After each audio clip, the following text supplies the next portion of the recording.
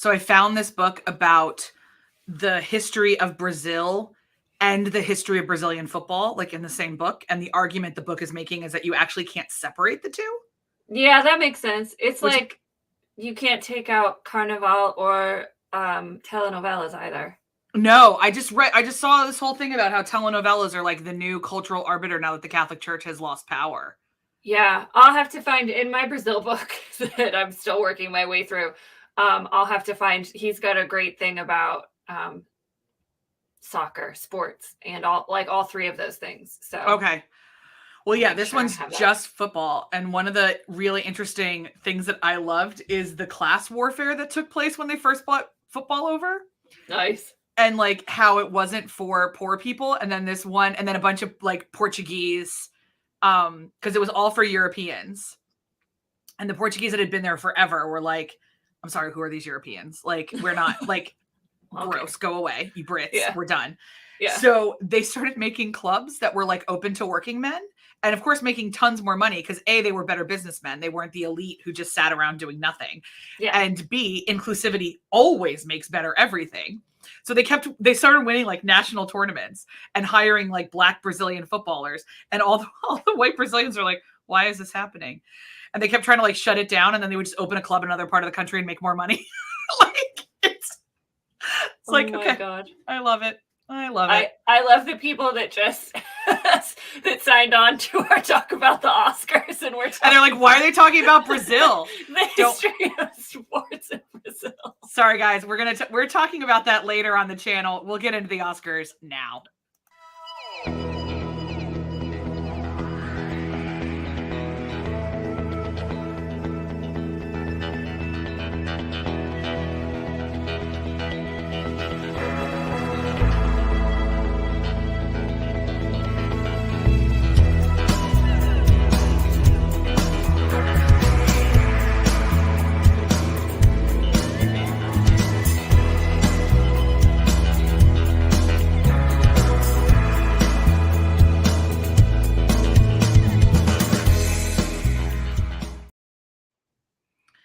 Hello, everybody, and welcome to March 29th and the very first GDD I've ever had to make notes for because I have so many things to say that I don't want to lose my thought process or points. Thank you for reminding me to grab my notebook. Yeah, I wrote down a couple things. I did. We almost never do. No. So before we get to the Will Smith and Chris Rock of it all, we will and also we are not the only people that noticed that they had two Black presenters walk out to Toto's Africa. But evidently that has gotten lost in the cultural narrative. So don't worry, we'll be bringing that back up. A lot of things got lost. And Jay, don't worry. I do have a solid minute rant about the Flash beating out Avengers Assemble. So fear not.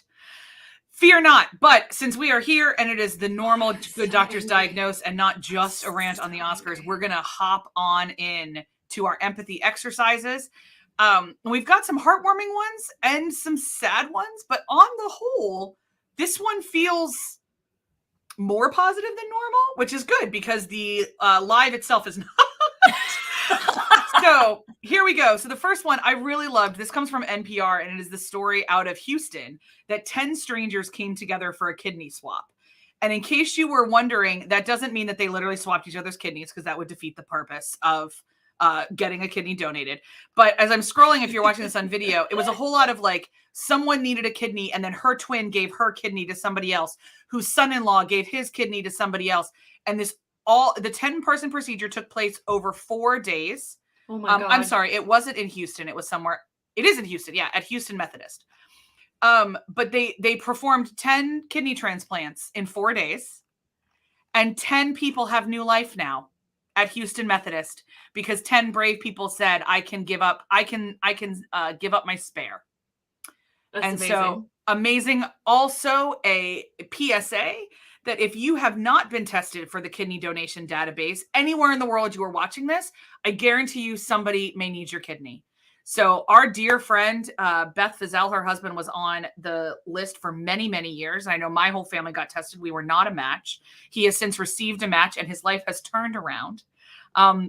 And there's so many people. We would deeply encourage you as the good doctors, if you are open to it, it fits within your religion as an ethical life process, to get yourself on the organ donation list and get yourself tested to see if your kidney can be donated to someone who is waiting for that life-saving transplant. So then this is a little bit of a different vibe, can't lie. But to me, this is also positive because we're calling out something that wasn't great and then also highlighting a way in which some equity has happened. So, oh my God, Variety, calm yourself. What this is supposed to say behind the advert is that the Moon Knight director, who Moon Knight is an upcoming Marvel limited event on Disney Plus starring Oscar Isaac. Moon Knight is a comic that is deeply connected to Egyptian mythology, and essentially Oscar Isaac's character becomes the living embodiment of an Egyptian god, and that's the comic. So they hired, miraculously, an Egyptian director to tell an Egyptian story. I know, mind-boggling.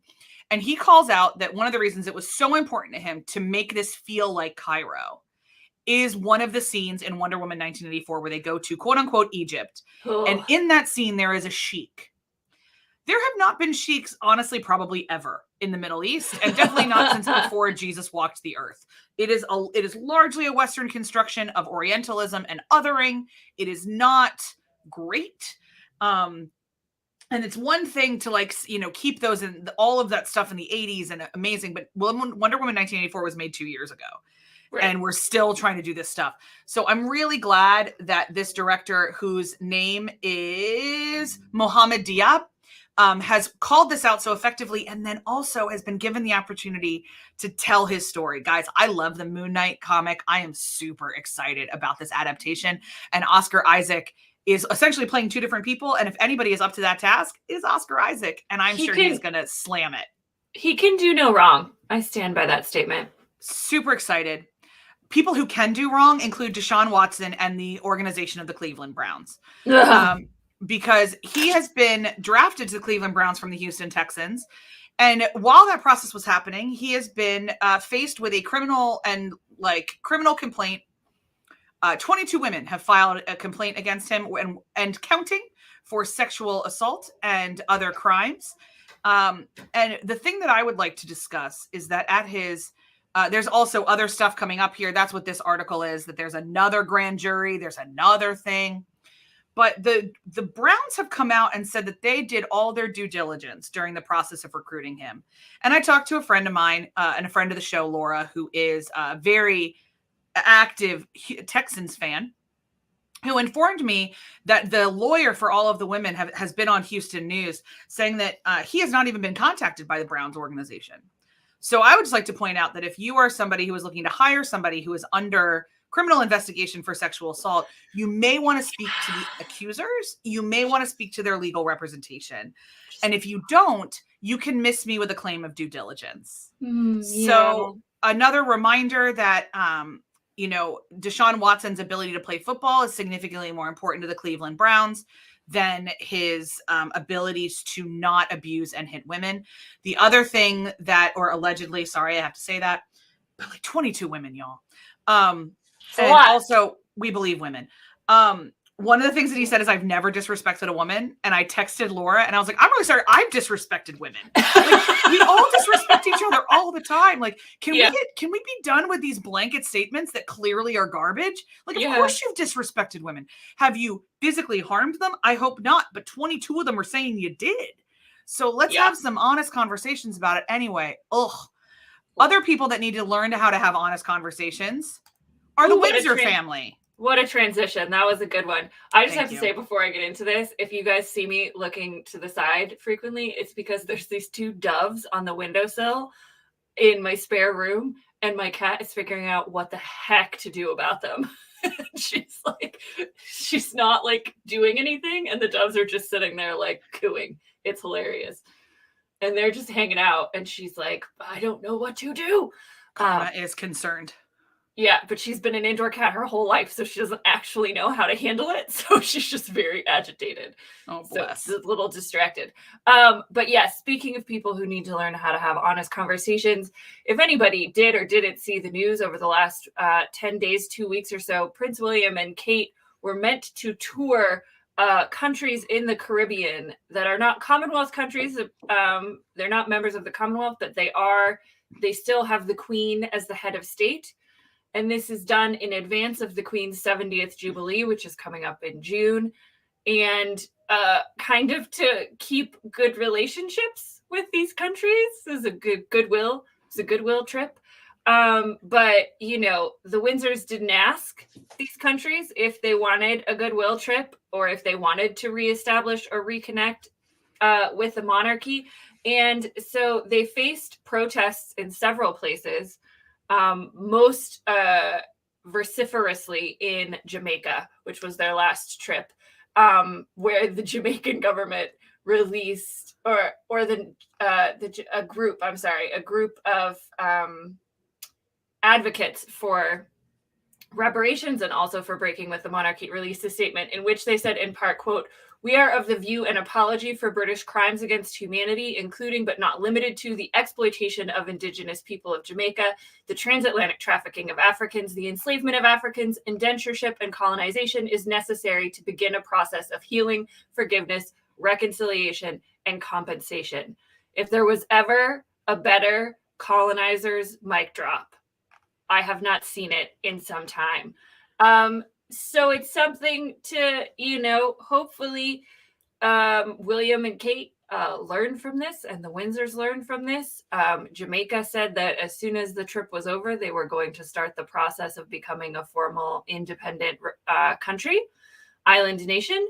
So, the legacy of colonization is ongoing. We often talk about colonization, culturally, as if it has ended. Colonization itself has never ended. There are lots of practices all around the world that are either continuing colonization or the waves of the impact of colonization. So this is an empathy exercise that, before you visit a country you colonized, you should ask them if they want you to come.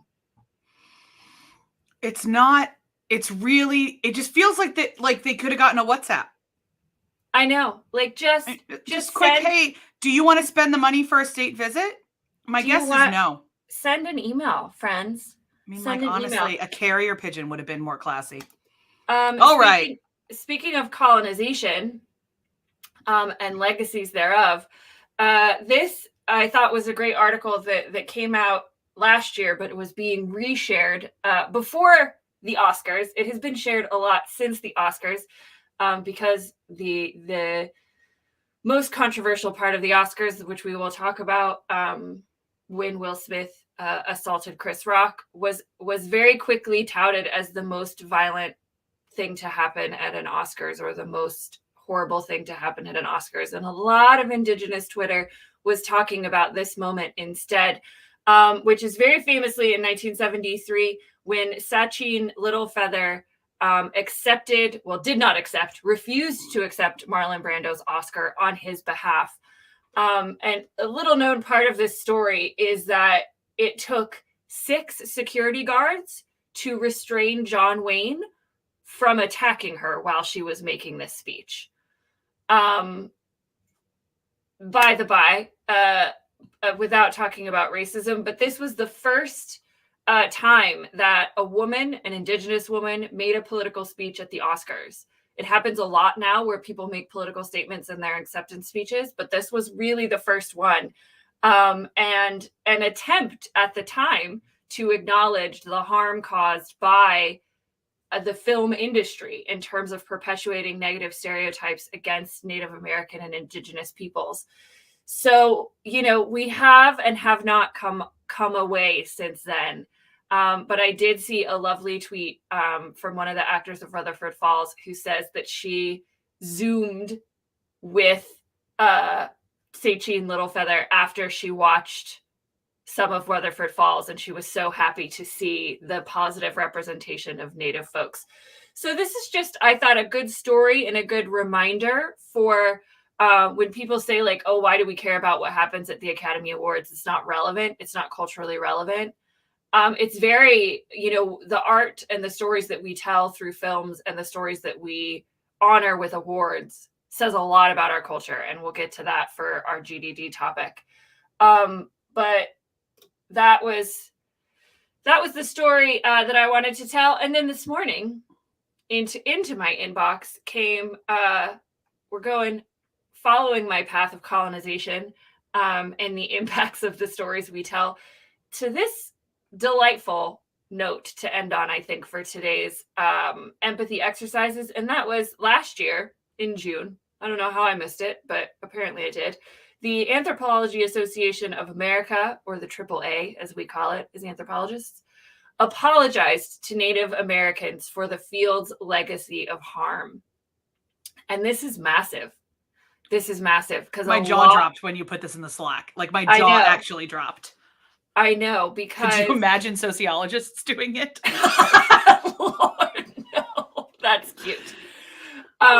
Bless. But it is a progressive step, because so many of the perceptions that we have of Indigenous people groups from all around the world, not just Native Americans, but certainly Native Americans from the Anthropology Association of America, but those stories and the perceptions that we have and the lens with which we view Indigenous peoples and their experience on this planet is very often through colonizers and researchers, specifically anthropologists. A lot of the understanding that we have of Indigenous people groups in the Pacific Rim is just straight up colonizers and anthropologists, and some of the most well-known anthropologists, including Malinowski, who's very famous for his writings about the Indigenous peoples in Papua New Guinea.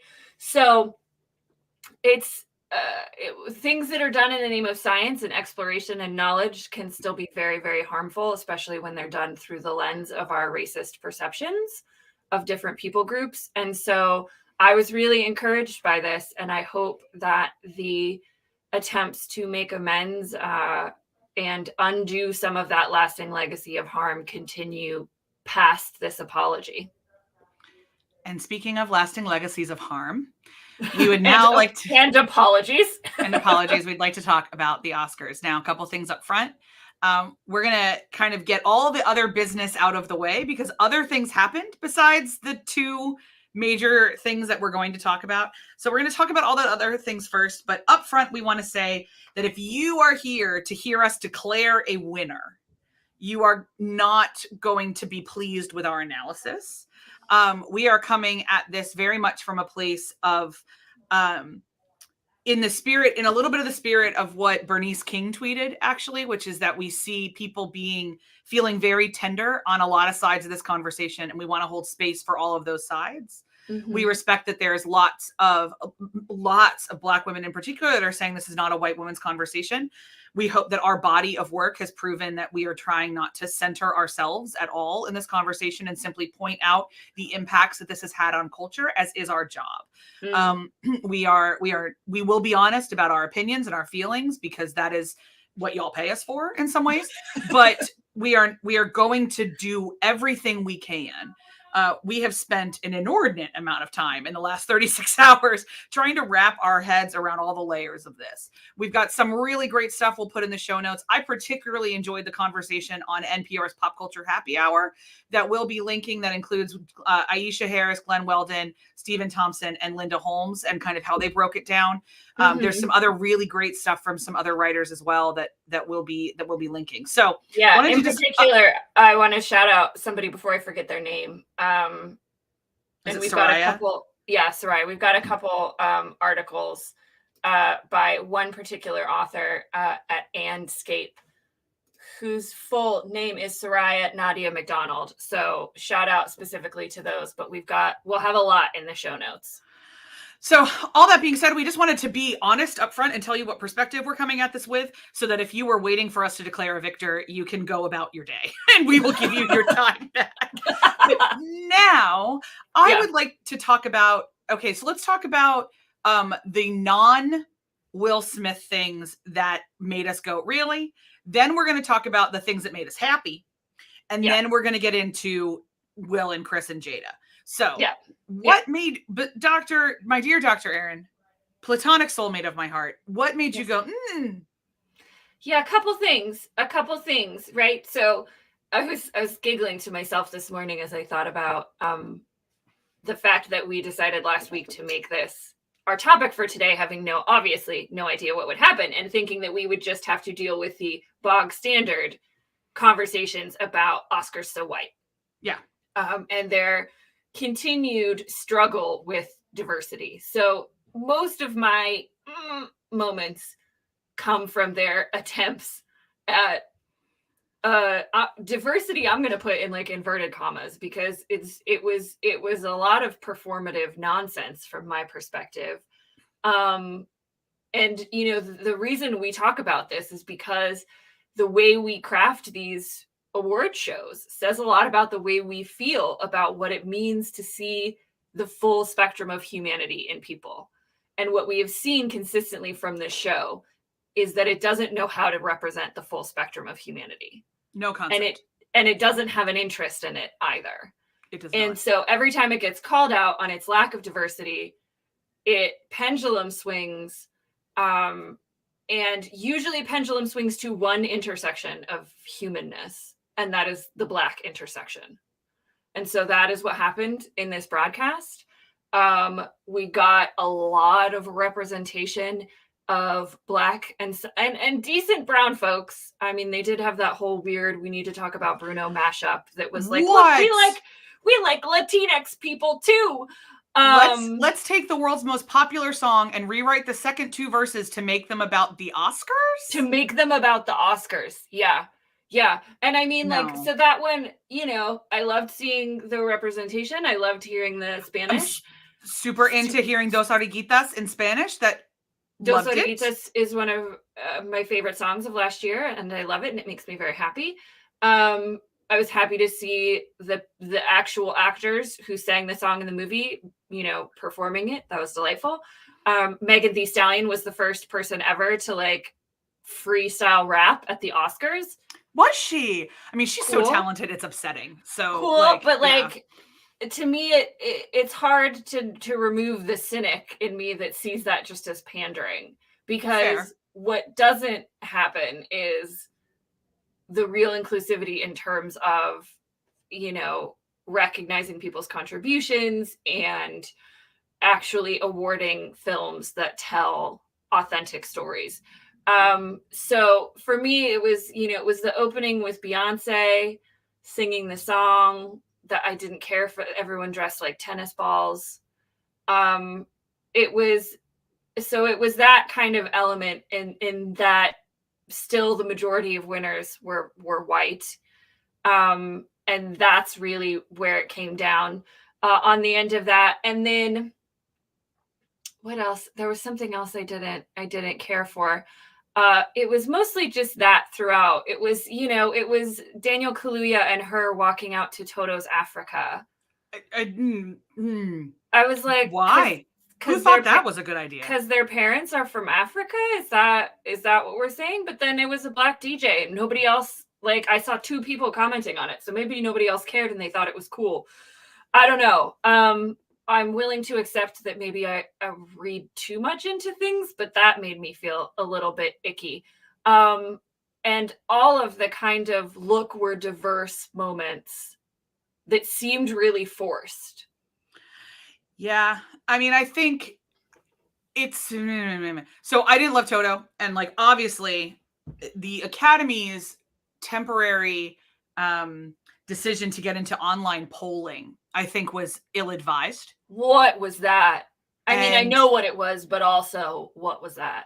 So the scuttlebutt is that the whole point of the gasp-worthy moment, or the fan favorite movie, was their way to get Spider-Man in there without nominating Spider-Man. Yeah. And I was like, cool, so just nominate Spider-Man. I remember texting you and being like, is this so that they can say they don't discriminate against blockbusters? Yep, 100%. And so we ended up with a zombie movie that I don't know anyone besides my friend Corey from grad school who has seen it. And he said, like, he tweeted at me, it was a decent. I hope you liked it. He did. He was like, it's a good zombie movie. I was like, amazing. I 0% believe that's a fan favorite. You just activated the Zack, because here's the deal: the 2 best things are Zack Snyder movies, and Zack Snyder fanboys are not a small internet group. Yeah. So like, there's the second Avengers Assemble lost, was like number 3. No, it was number 2. It was number 2. Because number 3 was all 3 Spider-Men fighting together, which still was also a little suspect for me because we got recency bias on that. But like, yeah, I mixed those two up. Yeah, because still, when I see that scene, and we have lots of problems with Endgame. We're literally we're at the whole canon because I have so many problems with Endgame. So like, but that scene never fails to give me goosebumps. Christopher Evans delivered that perfectly. And then the catching of Mjolnir and it's just like, I was so hyped up and I was like, this is amazing. Number 1, hit me with it, fans. What? Yeah. So this is why we need this is so funny. I was talking to a friend of mine about this. This reminds me of all of the conversations that we had in youth ministry, actually, believe it or not, and talking about why the church was trying so hard to be relevant in the 2010s. Yeah. In the 2000s and 2010s. And all of us that are like, actually knowledgeable about youth culture and whatever, we're like, stop trying to be relevant. Just be yourselves. Yeah. Just like, please stop trying to be relevant. And that's what I want to grab the Academy and be like, stop trying to be relevant. Just be yourself. Like, yeah, like if you stop, you are boring and staid and awkward. Just lean in, man.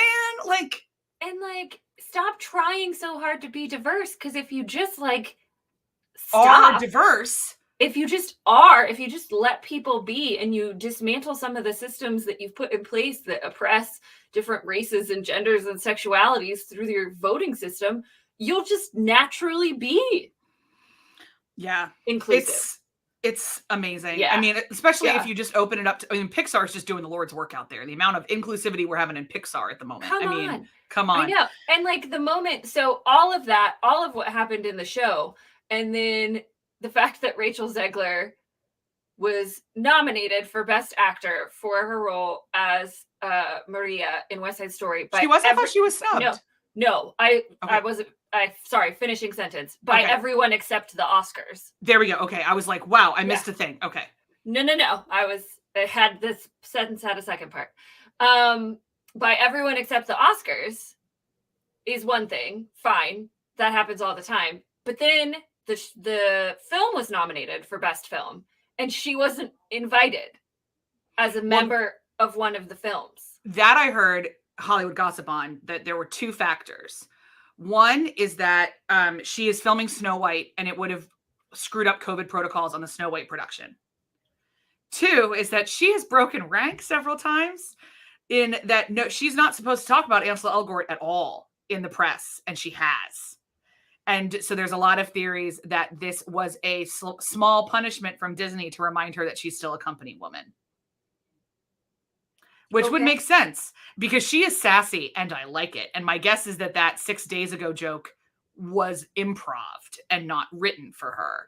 So I heard that on a couple different podcasts, that the projection is that it was mostly about COVID protocol, but it was also, they didn't ask her about it or tell her about it because there was a couple executives that were like, we told you to not talk about Bruno, and you chose to talk about Bruno, and now there are consequences. Cool. So that just adds layers to the horribleness of what was happening. I mean, Disney has the right, I guess, as a company to do that. But yes, Jay, I agree with you. That joke was so good, and it was one of my highlights of the show, was the joke that she made. Well, let's transition into things that made us happy. So that joke was a great one. It was a good one. Ariana DeBose becoming the first So You Think You Can Dance contestant to win an Academy Award. Big fan of that. that was left out of the historic moniker she was given, sad. But yes. She's also the first openly queer woman. She's also the first Afro-Latina.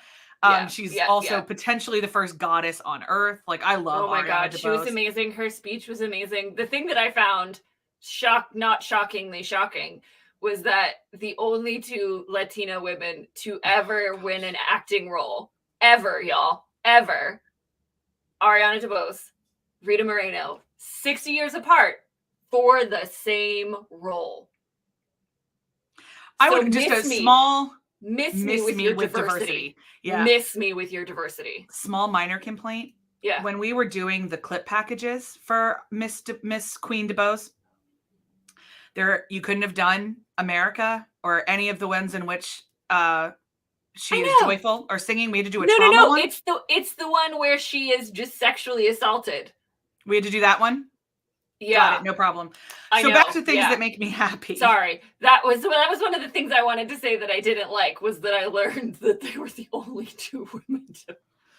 Yeah. Back to things we liked. Go. I didn't love the thing that was living on Rita Moreno's head, but I love her joy at wearing it. So I'll take it. You know what? We talked about it in text, and then I found a clip of her and asking her what she was wearing, and she said, I saw it, and I said, what the hell? And I was like, okay, Rita. Okay, Rita. I don't like it, but what the hell is right? I don't care for it. Looks like a sea urchin died in your head, but you find your joy, girl. Go for it. And she was so happy. She was so happy. Other things I loved, obviously the deaf, hard of hearing, and CODA community representations that were happening. Beautiful. I would like interpreters, both verbal speaking and hand speaking, all the time now, please. All the time. For anybody, whether they're deaf or not. Okay. Or not. Loved the moment with Liza and Lady Gaga. I believe that Lady Gaga is on the Dolly Parton projection, where when in 30 years she will be Dolly Parton's current age, and we will all just like die to defend her. It was such a wonderful moment of real inclusivity, of what it looks like to see the human person and to behave like a human person. Loved it. It's that simple. Thanks, Lady Gaga. So beautiful. I know. Also loved the documentary short feature that the lovely Canadian dude. Also, this now means, by the way, that Shaquille O'Neal has an Academy Award. So Shaquille O'Neal and Steph Curry both produced the movie, the First Lady of Basketball, which won documentary short. And in his acceptance speech, the guy shouted out that President Biden needs to bring Brittany Griner home, which he does. We need to bring Brittany Griner home. She is not safe in that Russian prison at all. And we need to get her out of there. Yep. So I loved that. Same. I loved Dos Oreguitas' performance. I loved Sebastian's suit with the butterflies. Excuse me. So I think there were lots of other things I didn't understand. I understand all the reunions. I didn't understand some other stuff. It was fine. I saw a tweet yesterday that said the show still ran 30 minutes over like all the other previous shows. And so he was like, so you can miss me with the Academy has to cut some of the awards. You know what you could cut is the bits. I don't need bits. And like all those people. I didn't need Amy Schumer in a Spider-Man costume dangling from anything. I didn't need the tour of the Academy Museum. I didn't need any of that. No. And so like that was another thing that I both did and didn't like. I didn't like that they pushed all those awards to like an hour earlier and then like tried to make it look like the celebrities were really there. But what I did like was that Jessica Chastain got there early so she could go in and sit down and be there for all the early awards, which is exactly the person tweeted it. And they were like, which tells me that Jessica Chastain is the only one who did the right thing. Yeah, is the only one who understands the assignment. Understands the assignment. So anytime they showed Jessica Chastain clapping, that was not fake editing from like showing the video of that award. That was because she went in and sat down for those humans who did so much work on those films. That makes me so happy. Yeah, I know. I was delighted by that news. I'm also delighted that she won for Tammy Faye because that movie was not good from everything I've read. I did not see it. Yeah. I watched enough clips to know that I don't want to see the whole thing. But God, she did the most and she was committed, and playing Tammy Faye is a commitment and a journey. And I'm glad Jessica took it, and I'm glad she's got an Oscar for it. I know she had the rights to that story for 7 years before they stepped on set. Took her that long to get it made. Girl, not surprising. You leverage your privilege now that you have it. Go. Yeah. And not that we also now need a Gwen Shamblin movie, but like if anyone's going to do it, it should be her. So that's what, if she's already gotten used to the hair. So I think she can do it pretty well. So now we got to talk. We got to talk about Christopher and William. We do. This one is just so weird, y'all. So in full disclosure, I was asleep when it happened. So I watched this all in replay, and I was like falling asleep as my WhatsApp went off, and Erin was like, she just punched him on live television, and my immediate response was, as a bit, like. Yeah. And that was everyone's immediate response. Yeah. And so then I saw the Japanese unedited version, and then I read everything else, and I woke up to the hurricane of hot takes that we're all in. And what it comes down to is what I said at the top of this, that there is no winner here. Yeah. And that there's a lot of conversation. So where do we want to start unpacking this? I don't even know. I just wrote down I literally just wrote down the intersections that have come out in these discussions. Okay. So maybe I'll run through those, and then if we have specific things we want to say about them, because this is honestly, one of the more complicated. Yeah, for sure. Simple things I've seen. It was simple, the act that we saw. And this is, I think it's so emblematic of how many layers there are behind people's actions that we don't know. Because really, if you want to distill it, it was Chris Rock made an offensive joke that Will Smith interpreted as upsetting his wife. She did look very upset, and from what we saw. And he walked up on stage and slapped Chris Rock. The very simple explanation. But and then left off it and yelled at him. And yelled at him, yes. Which I think is an important part of the slap. Yes, it is. Yeah, he didn't just slap and go sit back down. He then continued to yell as Chris continued to try and talk about what just happened to him. Which, hold on, pause before I forget. This was all leading up to one of the things I loved, which was that Questlove won for Summer of Soul. I know. We adored. We adored, and we adore Questlove, and I'm so sad that his whole moment was just overshadowed. I forgot to write down that was something I loved. That this. I did love that. Our top documentary of 21. Honest to God, it's so good. It's so good. I love that documentary. Yes, that is a very important point to celebrate. So the intersections that this impacts, obviously, gender roles and perceptions of masculinity and femininity and all that jazz, race, and from the perspective of the fact that it happened between two Black men, but also the fact that a lot of Black folks are saying that they don't want white folks anywhere near this conversation. So it's both racial in that, and then interracial in terms of a lot of history and class. It's also both of those intersections. It's also it's a mixture of race and gender as well, because this is a lot about defending Black women. Yes. Yeah. So it's the intersection of race and gender there. It's the intersection of gender and race and disability, because Black women with disabilities feel a very particular way about what happened, or some of them that I have seen. I obviously can't speak for all of them. But what I have seen is a lot of expressions of frustration and anger and pain. And all of this then intersects with violence. And Bernice King's tweet about all the different layers of violence was so important as well, in terms of understanding that, everyone was rightfully upset at what Will Smith did, but as a lot of people also called out what Chris Rock did as a form of violence, verbal violence, and perpetuating discrimination against Black women and Black women with diseases and disabilities. And so it was just, those were all the layers I wrote down. I don't know. I'm not sure where we go from there, but for me, that was the thing, was understanding, and the history of violence as well, because a lot of this ties into Will Smith's perceptions of himself and relationship with domestic violence and abuse against his mother, which is no small thing at all. We also need to talk about Black women's hair. Yes. And the fact that, as Siobhan just pointed out, alopecia is a very emotional condition. For sure. And while I have read a lot of people who have temporary hair loss due to chronic illnesses like cancer feeling a certain way about this, there are other people with alopecia who are well, if you have chemo, you can't feel a certain way about this because you don't understand the permanency of it. So it's okay. Yeah. Lots happening.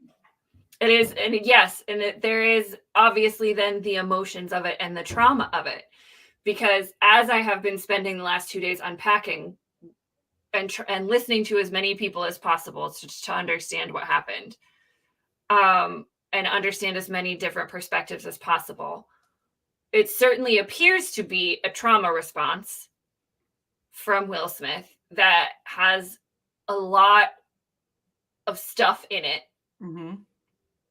Both from how he perceives himself and his personal experiences throughout life, and how the world perceives him as a Black man and a famous Black man and an actor and all these layers. And I think we've now gotten to the point where hopefully we can all just learn from this. He did issue an apology directly yesterday to Chris Rock. His apology in his acceptance speech was a weird, not real apology. And there was also a lot of justification for his actions, which is understandable at the time. But I'm glad that we got that full apology from him and that recognition. Hopefully we also get an apology from Chris Rock. Yeah, there's one floating around the internet that I can't verify if it's correct or if it's a doctored image. So yeah, I can't either. Yeah, I can't sort. If it is, if someone's got receipts for it, please let us know.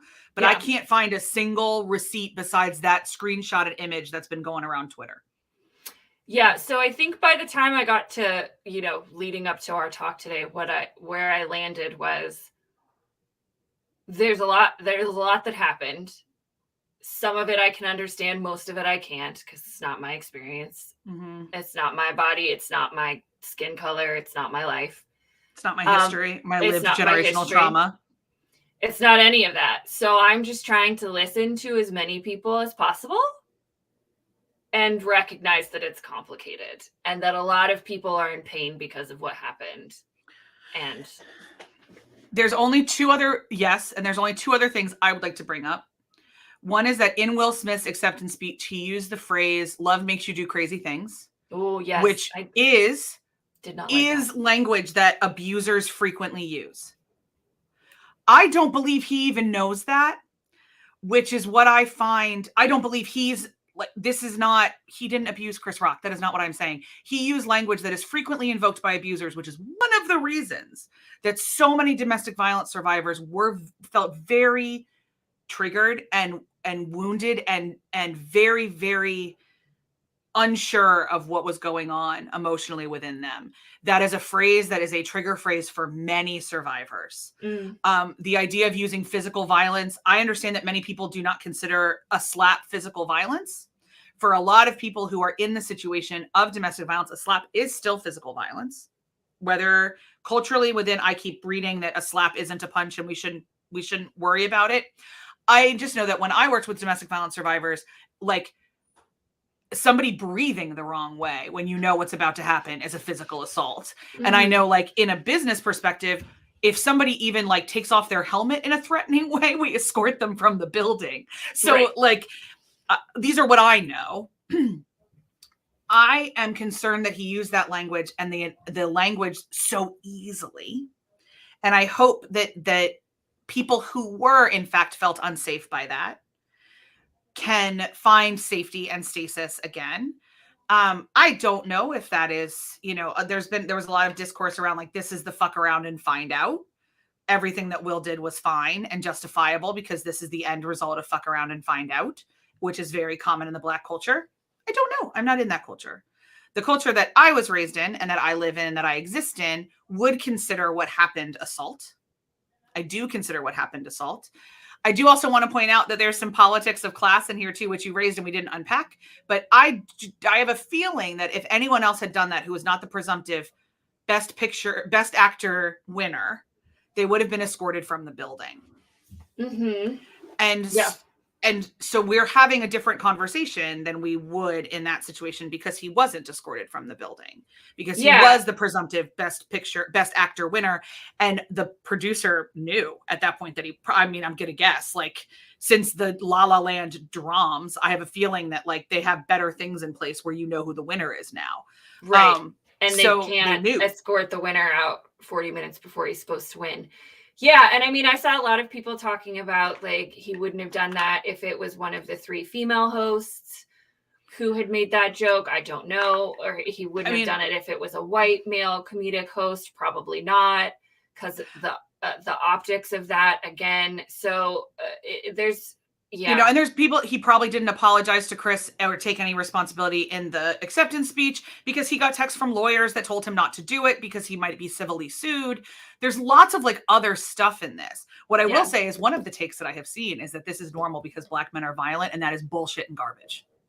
Ooh. That top to bottom is bullshit and garbage. And I have seen that in Black people's Instagram feeds and Twitter responses and everything else. And that is some of the nonsense they are dealing with right now. So I want to call that out and say that is bullshit. And that is no part of our critique of this process. Oh, absolutely not. At all. So but for people who aren't aware that that is being said, that is, I think, one of the reasons that white folks are getting told to sit down and shut up. To be frank. We're saying a lot of bad things we're not doing great. We're not doing great. And anytime you take this kind of situation and center yourself in the story is not a good look. Good Lord. It's not a good look. The word that somebody used was tender. That's the word I kept looking for either, that there's a lot of people that feel very tender about this. Yeah, it was a very, very emotional thing that happened. It was very disruptive to see. And the kind of collective experience of all of us that were watching it or heard about it on social media, and it was just a really strange thing physically to live through. Yeah. Somebody said, there was a reporter, it was Amy Kaufman with HuffPo, that was interviewed the bartender the next day and said absolutely nobody in the entire Dolby Theater ordered a drink after that happened. Yeah.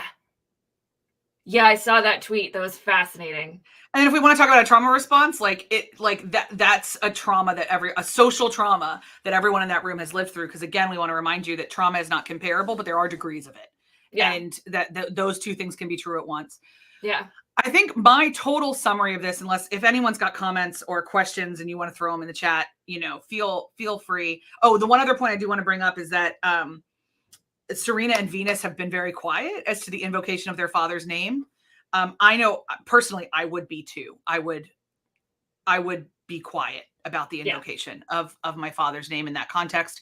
His son, who I believe is not related to Serena and Venus. I don't know their family history, but I could be very, very wrong. I apologize. I'm not a stan. Issued a statement that we never condone physical violence except in self-defense. There are many people saying that this was self-defense. So there's a whole lot of other things like that. That's the only response we have from the Williams family as of this moment that I know of. So I wanted to say that. But overall, what I want to piggyback on what you just said and say that my deep hope for this is that it does serve as an empathy exercise to remind all of us that we're all carrying things we don't know. Mm-hmm. This is a 6-year-long thing. Oh, we haven't said it. Chris Rock has made a living on these jokes, and maybe it's time that he stops making a living on these jokes. Hey-o. Also, just want to say this because I'm pretty salty about this. This is the man that made a documentary about black hair. Mm-hmm. And he got up there and made a G.I. Jane joke. And he's apparently made them in the past, made jokes and he said, I didn't know about her alopecia. I don't care. I don't care. Why are you making jokes about black women's hair? Chris? Yeah, there's a lot happening. And I guess somebody saw an interview with him where he talked about it and he said, I was picked on a lot as a kid and I was slapped around a lot as a kid by other kids. And so that's why I just kept going because I'm used to getting slapped. And I was like, okay, we all have a lot of trauma and a lot of baggage that we're bringing into these interactions. And so that's what I'm taking away from this is when we see stuff like this happening, we always talk about this. Nothing is black and white. Everything is shades of gray. And there's no way that when I saw it happen live on television, I thought it was as complicated as it turned out to be. And that was a great empathy exercise for me to just sit back and absorb information and listen to as many folks and try and figure out all these intersections and how people were feeling and what it teaches me about humans and what it teaches me about how I want to move through the world as a human. And a great reminder that one of the reasons we can't ever know what people are feeling is that we very rarely have all their context. And so there's a lot of assumptions being made on a lot of sides right now about what Jada feels about this, or there's some critics that are saying, in fact, some of the links that we will share are people saying this is actually Will centering himself. This isn't Will defending Jada. I want to say that some advocates that I've been reading and that I've been personally talking to for various disability rights have said that the more powerful thing he could have done was tweeted out a donation link. That would have been as people in that particular space, that would have been their preferred response. That if he had just tweeted out an alopecia research, because it is currently incurable, it's an autoimmune disease. And I believe in science. Someday we will have cures for autoimmune diseases. So I like to say that someday there will be a cure, but right now there is not one. So there's universally, it is agreed that Chris Rock's joke was garbage. Will's response appears to be up for interpretation still as we are talking, although Will himself says it was unacceptable. But there's lots of people, as we said already, and what Aaron just said, are feeling a lot of ways about this. They're feeling tender. They're feeling overwhelmed. They're feeling defensive. They're feeling triggered. They're feeling indifferent. They're feeling, we're already tired of this. Somebody on a podcast I listened to made a joke about how they do not want to watch this episode of the Red Table Talk with Jada and does not want to have this readjudicated. A reminder that Chris Rock is on tour with Kevin Hart right now, and that this is going to get talked about. They're going to Belfast soon, by the way. So Belfast pals, if anyone goes to that show, let us know what gets said. What an interesting pair of gentlemen to be on tour together. I know there was a picture of Kevin Hart like crossing the street. I guess he's staying at the Europa because in the background was Robinson's, and I was like, oh boy. Oh, here we go. There's commercial aspects of this too. Chris Rock will make money off of this. He will. Whether you feel that's right or not, he will, and so will Will Smith. And they will make money off of this. And what does that mean? And how do we wrestle with that? So more than anything, I think my parallel hope to Dr. Ahrens is that we all hold understanding over agreement as a higher cultural value, especially in situations like this. Yeah. Will is very candid about the abuse that he watched his mother suffer in his autobiography. And I believe in some of his conversations with Oprah. I think I saw those linked when he did his interviews. We are all humans on a journey. And they were also mocked last night for their open marriage. And that's not okay either, even though it was Regina Hall that did it. I want to say, I don't think that was a funny joke about their marriage. I don't think Regina Hall's sketch about the COVID testing was funny. And I don't think the frisking was okay. So I think there was a lot last night that wasn't, as my mother would say, in good taste. And there was some that to me borderlined on bullying. And that's what when people say, Will slapped across and Chris punched down. That's a very valid analysis of the situation. There were some other punching downs throughout the night. And it's one of the things that Oscar hosts have done forever. So maybe one of the other things that we can take away from this is that comedians don't need to host the Oscars, that we can redefine comedy, and maybe we don't need hosts at all. And maybe we don't need these kind of introductions, and we can just have a lovely video montage and then the winners. I just want the awards.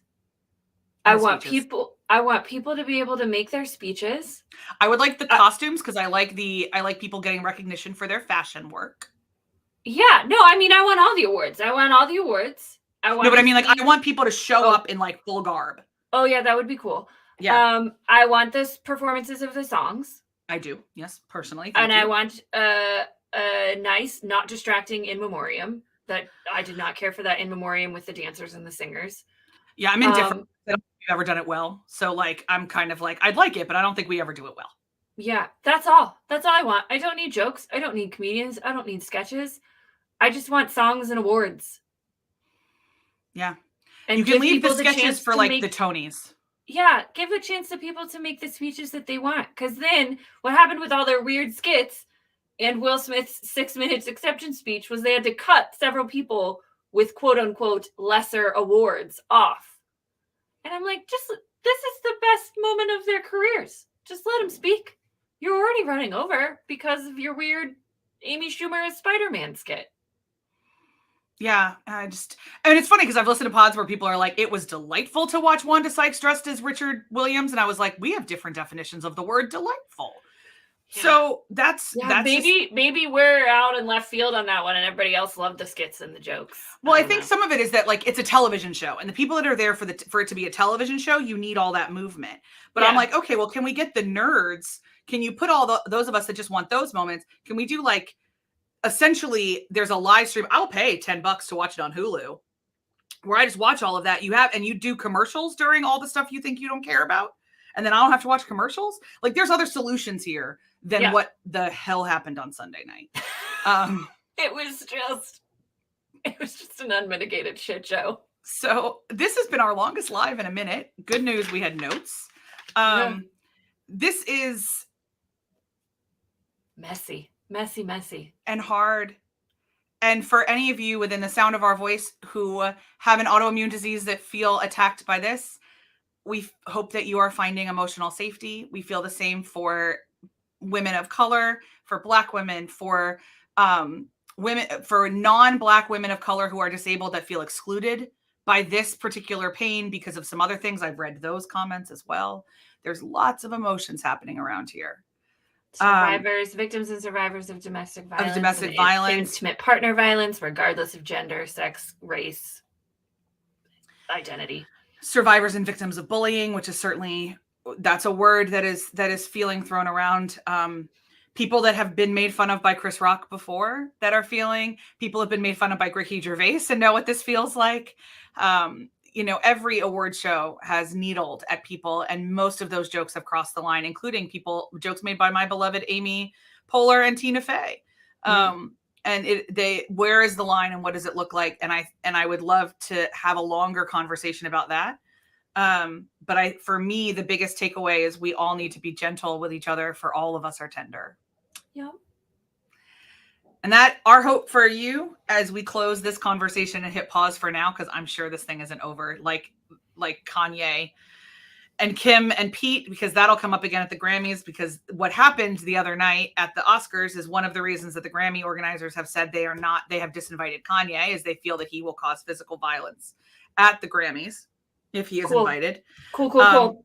So this conversation is still happening. We will obviously take it back up because that's our jobs, and we like to comment on stuff. If you've got links that we need to encounter, opinions on this, views on this, analysis on this particular chapter of American history that we need to encounter that we have not referenced, obviously we always want to know that. If you're on our replay crew, hello friends, thanks for hanging out. Listening on the pod, DM us. If you're on the YouTubes, do the YouTubey things. We would really love to have all of that happening. We're doing our best to help us all human. And I think one of the lessons we can take away is that none of us know how to human on Sunday night. And I did not. I was not my most empathetic self at that moment. I was unconscious. And so therefore, me and my CPAP were not having a particularly empathetic moment. But it's a lot. And being a human is a lot. And thanks, thank you so much, Siobhan. Thank you for that. Also, quick shout out to the Japanese and Australian television people who didn't censor anything that Will Smith said so that we could figure out what he said. Stupid American censors. I think that's all for us for now. We don't know what we're going to be talking about next week, folks, but we want to let you know where we're going to be. Yeah. We're going to be in Toronto. We are going to be in Canada. And we are going to be together. And we are very excited about it. And there may even be some guest appearances from some Abby Research pets. We're so excited. I know. And next week we'll be seeing some beloved Canadians and friends of the channel. So look out on social medias for posts about that. We're seeing our dear Nadine for brunch. We are indeed. We're going to see Jay as long as all of her various kiddos stay healthy. But guys, the real highlight of next week, and this is what we need to let you know, is that Eleanor is going to teach us how to curl. We're going curling. Eleanor is certified as a curling instructor because, of course, she is. We're bringing our stretchiest and warmest clothing. Make sure to follow our Instagram for all the videos of us falling and laughing, because there's going to be so many. And then Siobhan just asked for Bridgerton. I want to let you know, girl, it's coming on Friday. Episode 1.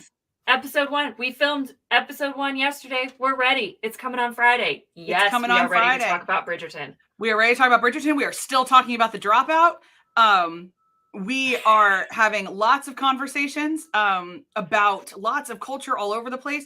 But while we're in Canada next week, if you've got something you want us to talk about specifically, we're definitely in the moment right now of open to topics for a live. We'd love to talk about what you want us to talk about. If not, I may make Aaron watch an episode of Ted Lasso if we don't have anything else. So save Aaron and tell us what else you want us to talk about. I know you do. Maybe so that'll be what. Maybe that'll be somebody needs to talk about the bar scene with me in season 1. So I will also say Ted Lasso may be the only show in the last 5 years that I have watched that you haven't. In terms of popular shows. That's not a cooking show. Yeah, entirely true. For sure. Okay, loves. Okay, Jay is yelling at me in all caps to watch Ted Lasso. Okay. We'll make it happen.